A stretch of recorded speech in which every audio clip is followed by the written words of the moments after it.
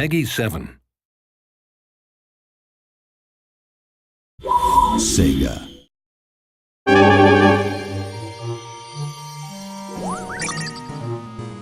Castle of Illusion, one of the best-selling Genesis games of all time. It's the perfect game for us to develop with Disney. It's such a classic. People love Castle of Illusion. They've got such fond memories of it. Really passionate about the game and the experience that I had when I was young, and to try and offer that to the new generation and people that have experienced it before is, it's just a great feeling, really.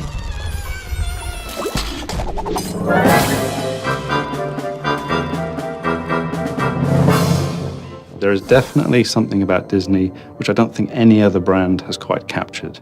It's Disney. It's a descriptive word in itself. Disney's renowned for its characters, for its visuals, for its animation, for its music. Everything that Disney touches has an air of magic to it, and they try to, as a company, try and encompass that in all their products. It doesn't matter if you're a core gamer, family gamer, whatever the gamer, you need to capture that sense of enjoyment, passion.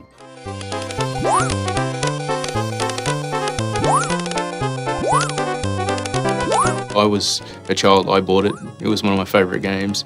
I played it to death. I grew up with my Mega Drive. I've played all the classic Disney games, and Castle of Illusion stands up as one of my all-time favourites. 20 years later, to be given the opportunity to work on that IP, to reimagine it and bring it forward with today's technology was just, an amazing opportunity.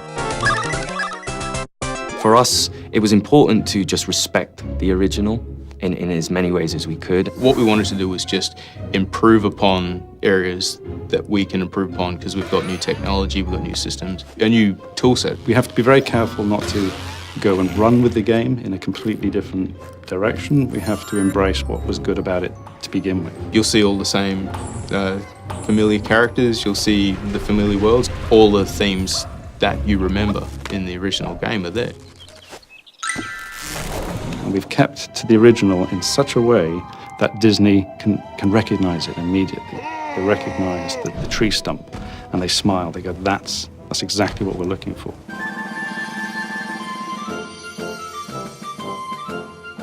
I think I employ 35 people that love Mickey.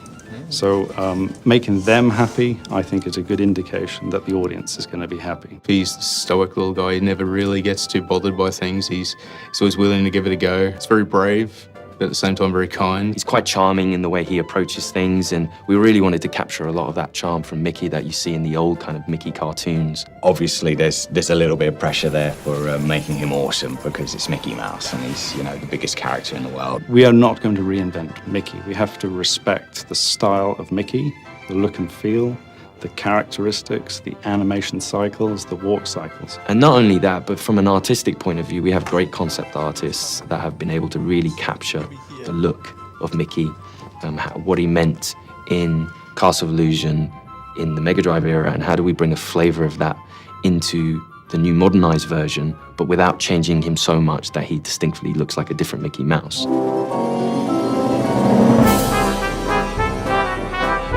The world itself is it's enchanting, it's rich and full. I think one thing that I always sort of think about Disney is that at a word or a spell, something's going to come to life. Just off to the corner, something could just pop to life and come at you. The library is the first level where I've got a Disney moment. I'm jumping on the books. There's a puff of smoke, the dust. The books fall beneath my feet. And there's an enemy, and there's an A. It's a letter A, and it's attacking me. I don't know many games where a letter can actually scare a grown man. You just never know what's going to happen around the next corner. I think that's something that really keeps you engaged as a player.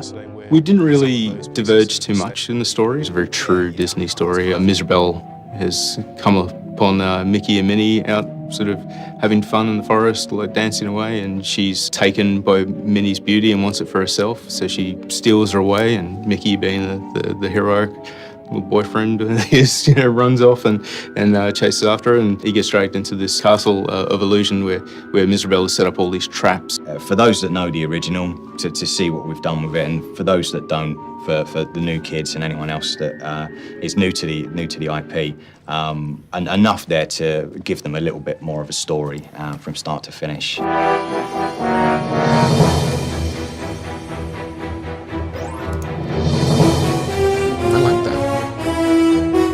That's pretty cool.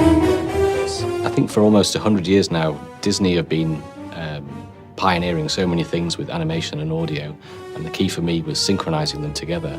Audio and music is a massive part of Disney itself, and that's something we take very seriously. So for us, it was important that we again tried to pursue certain sounds that made sense to the environment that Mickey was in.